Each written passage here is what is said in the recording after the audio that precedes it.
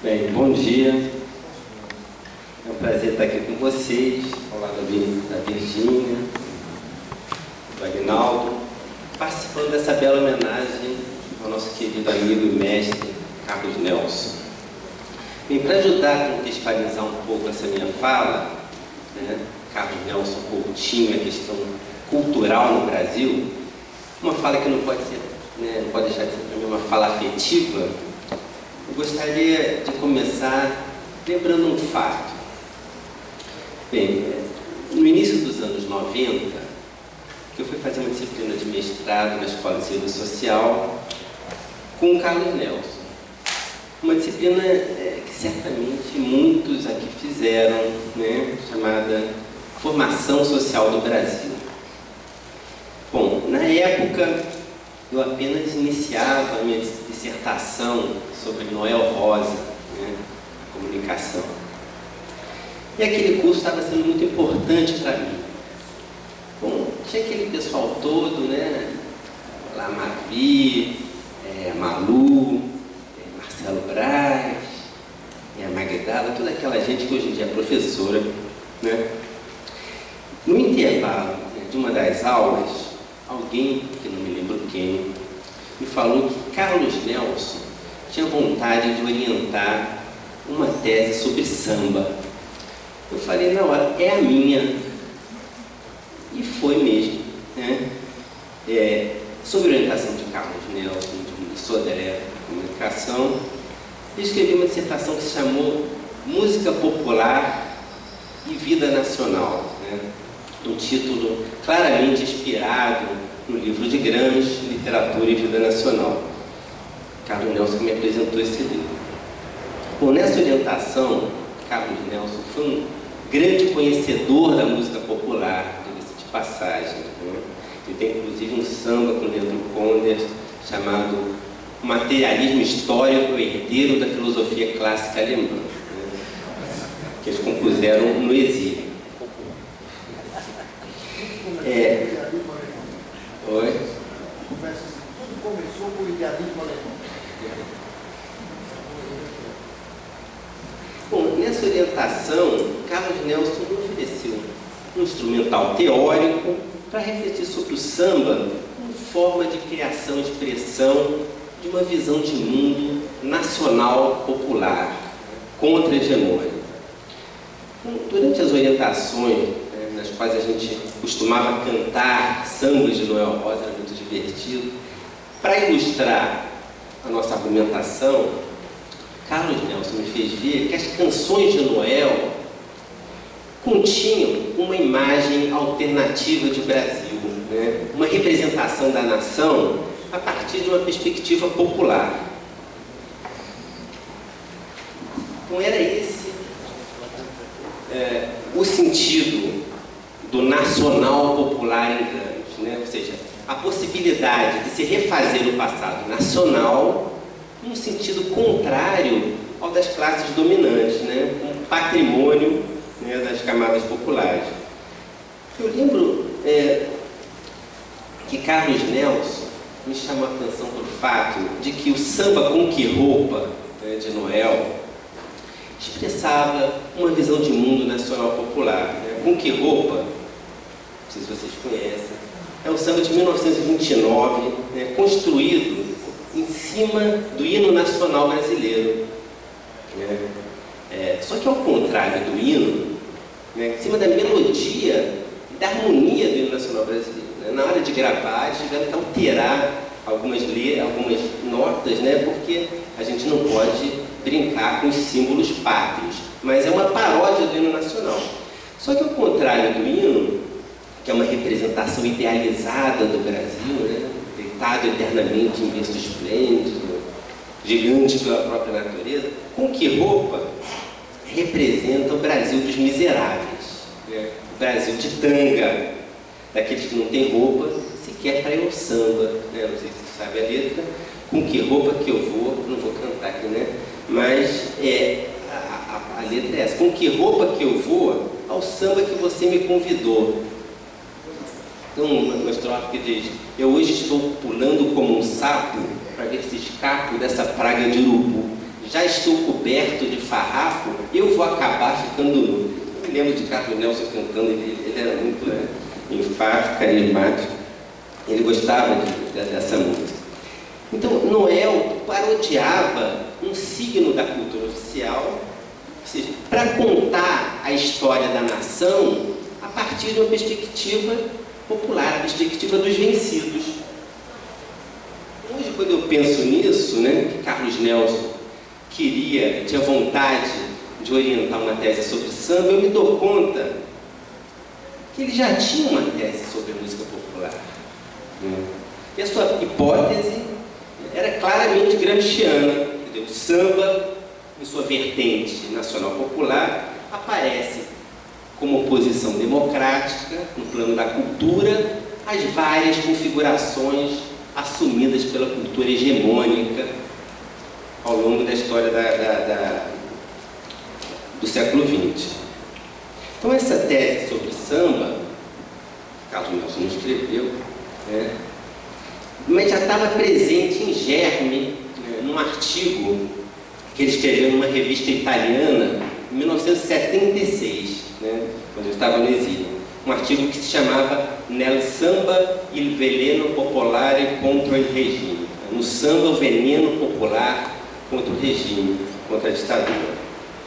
E ele assina esse artigo com um pseudônimo, né, Jorge Gonçalves, uma dupla homenagem aos seus intérpretes preferidos, a Jorge Veiga, um grande intérprete do samba, que era o seu cantor preferido, e Nelson Gonçalves, um cantor que vocês conhecem, música romântica.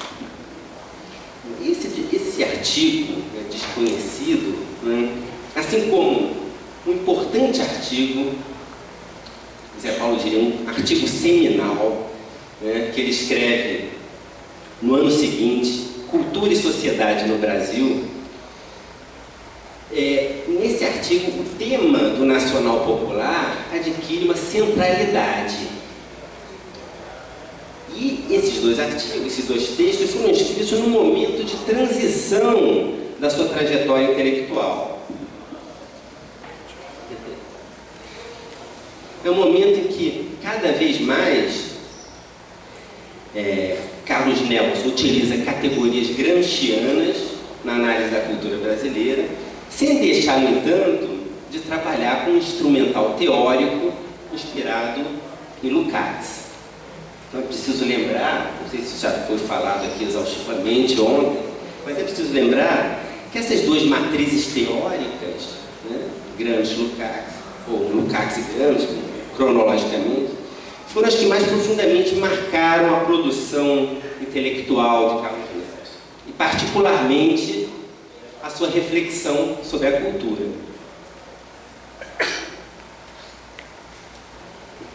Nesse primeiro momento da sua trajetória, ele funda a sua crítica da cultura burguesa, né, numa ontologia marxista de inspiração gramsciana. Com o passar do tempo, esse ponto de vista vai ser matizado pelo pensamento político de Antônio Gramsci. Então, a gente pode dizer, portanto, que a articulação crítica e criadora desses dois pensadores constitui, em que pese outras influências, constitui a especificidade das análises marxistas da cultura empreendidas por Carlos Nelson.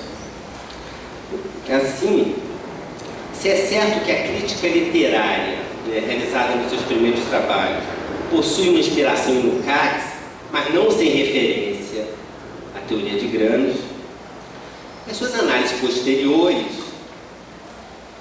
sobre a cultura em sentido largo, em sentido amplo, né, sem abandonar o método de Lukács, incorporam decisivamente a problemática da hegemonia, problemática gramsciana da hegemonia, da luta pela cultura. Então, os seus ensaios sobre cultura possuem, segundo ele próprio, essa unidade.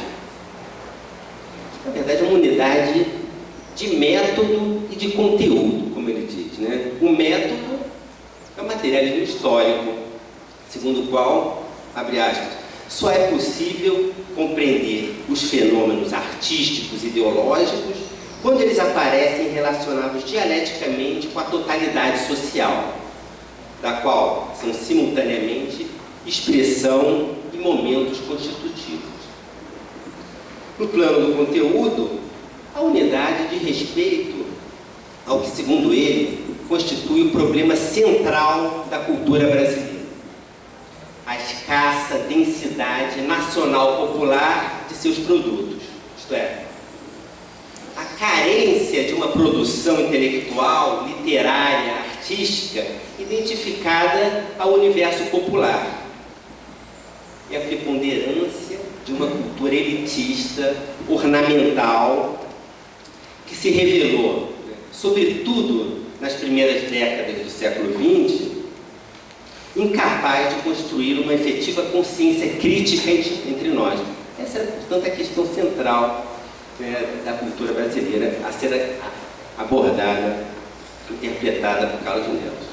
Segundo ele, essa escassa densidade nacional popular de nossa cultura resulta dos processos de transformação social pelo alto, né, conceituados como via prussiana, revolução passiva, modernização conservadora, né, revolução sem revolução, revolução restauração.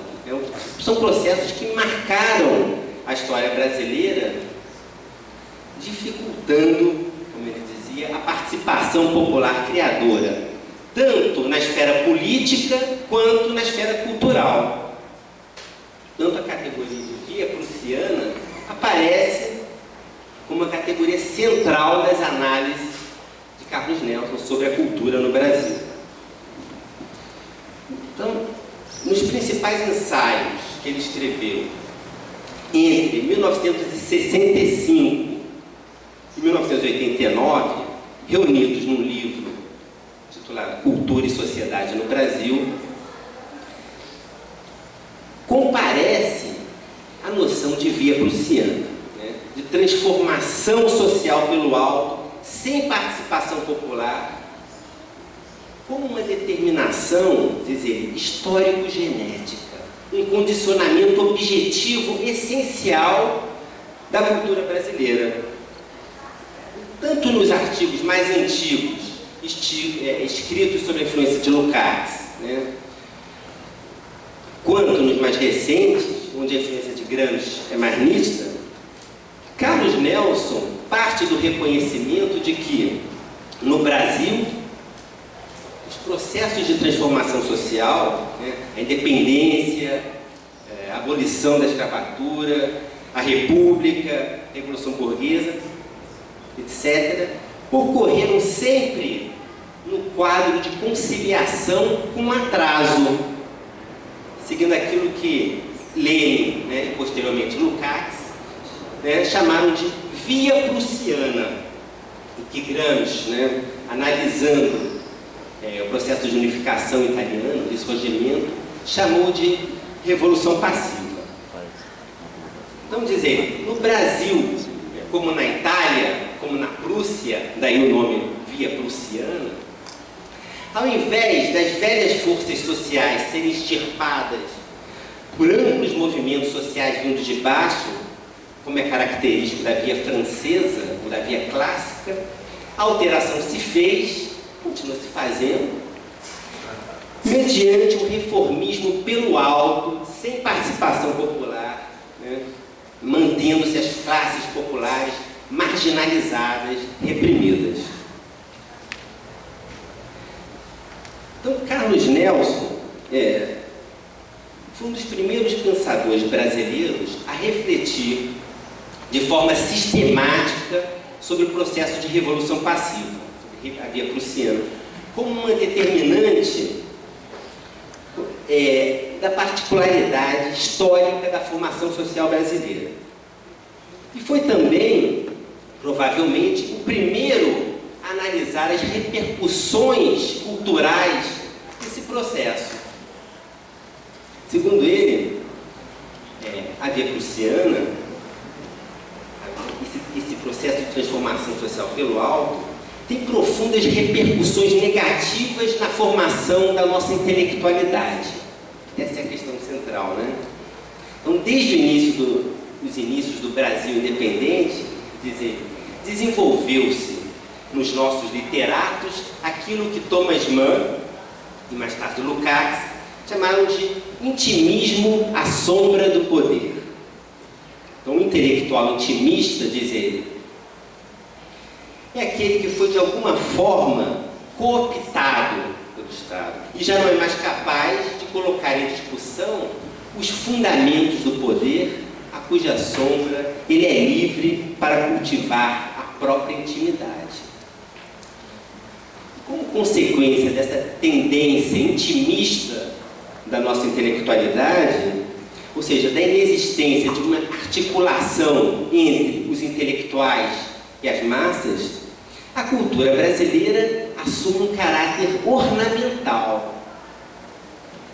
A literatura brasileira, diz-se no início do século XX, era o sorriso da sociedade. Ao invés de expressar os anseios do povo-nação, como se deu na literatura europeia, né, com Balzac, Victor Hugo, com Tolstói, Dostoiévski, ela expressava a visão de mundo de uma pequena casta, com exceções, é claro. Ele vai falar sobre essas exceções. Portanto, em seus ensaios estéticos, né, literários, filosóficos, inspirados em Lukács, a noção de via prussiana está associada ao intimismo, ao caráter antirrealista da nossa literatura, à ornamentalidade da nossa cultura. Ora, quando as formulações de Gramsci adquirem um peso maior no seu pensamento, né, já no final dos anos 70, Carlos Nelson encontra outros ângulos de abordagem das repercussões da via prussiana sobre a produção intelectual brasileira. Nesse artigo que eu citei, Cultura e Sociedade no Brasil, Carlos Nelson analisa concretamente, né, a partir da teoria ampliada do Estado, a maneira como os processos de transformação pelo alto condicionaram a cultura no Brasil. Agora, diz ele, entre o fato econômico, né, a transição para o capitalismo pelo alto, ou seja, a revolução passiva, e o fato cultural, o intimismo à sombra do poder, a ornamentalidade da cultura, ele encontra uma esfera de mediação. A sociedade civil, entendida aí como o medium próprio da cultura. É na sociedade civil, né, compreendida como o conjunto das organizações responsáveis pela elaboração e difusão das ideologias, né, a mídia, a escola, os sindicatos, os partidos políticos, as instituições culturais. É na sociedade civil que se dá a luta pela cultura. Ou seja, é nessa esfera que atuam os intelectuais na organização da visão de mundo dos grupos que eles representam. Portanto, é lá, na sociedade civil, que os intelectuais orgânicos da burguesia criam, junto à massa da população, as formas de consciência necessárias ao desenvolvimento das relações produtivas, as ideias convenientes aos interesses da burguesia.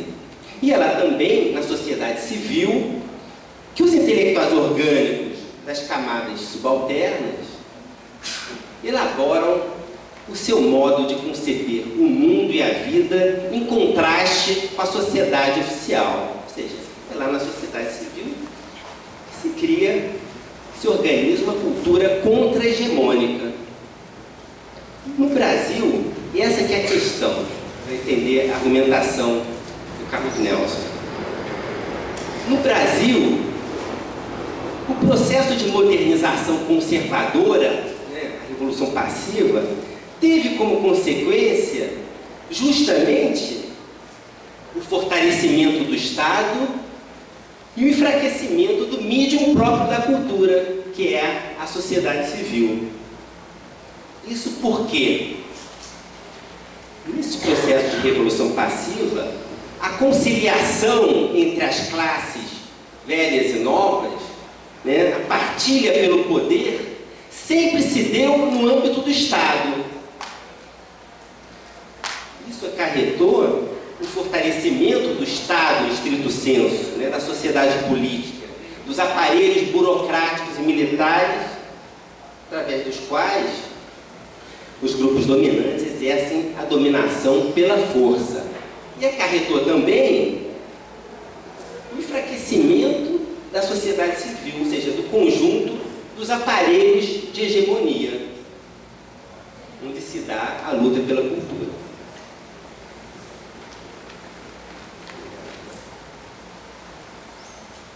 Portanto, Carlos Nelson Coutinho, ele nos mostra que esse processo de transição para o capitalismo pelo alto, sem participação popular, fragilizando a sociedade civil, limitou os horizontes de atuação dos intelectuais. O intimismo da nossa intelectualidade, a ornamentalidade da nossa cultura, seria assim uma consequência da hipertrofia do Estado coerção, né, que restringe o âmbito das alternativas que se colocam à ação do intelectual. Essa hipertrofia, de alguma forma, obriga os intelectuais a viverem à sombra do poder, alheios à realidade do povo-nação, apartados da vida cultural da sociedade.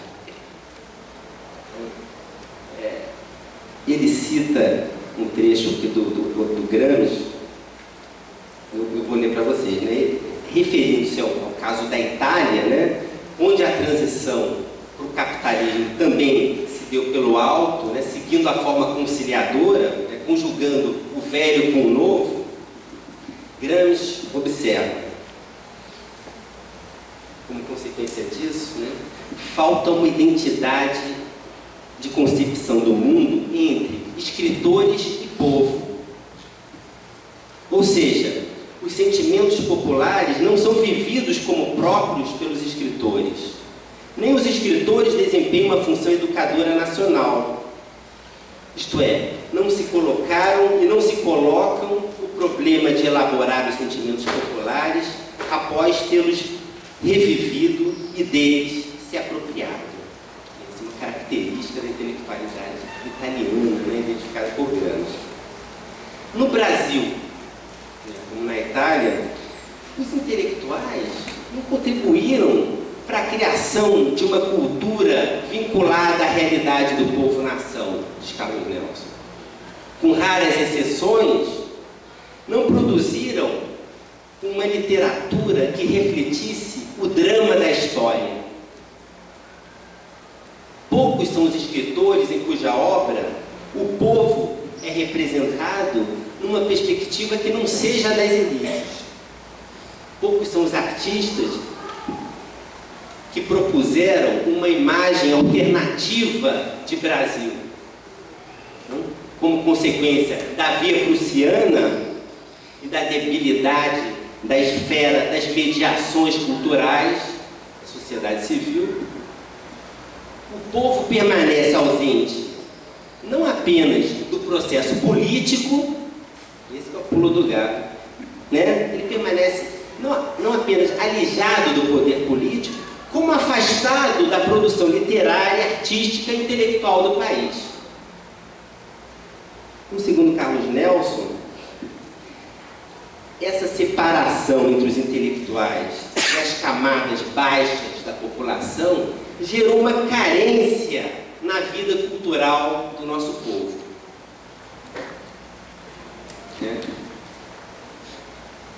Se o povo tivesse podido tomar consciência de si mesmo através de uma literatura rica em verdade artística, a compreensão que ele teria de seus problemas, de suas possibilidades concretas, de sua situação, seria bem mais profunda e bem melhor articulada. Contudo, diz Carlos Nelson, a cultura brasileira apresenta esforços para superar essa carência. Então, o fato dele apontar contratendências a esse fenômeno, a cultura do prussianismo, dizer,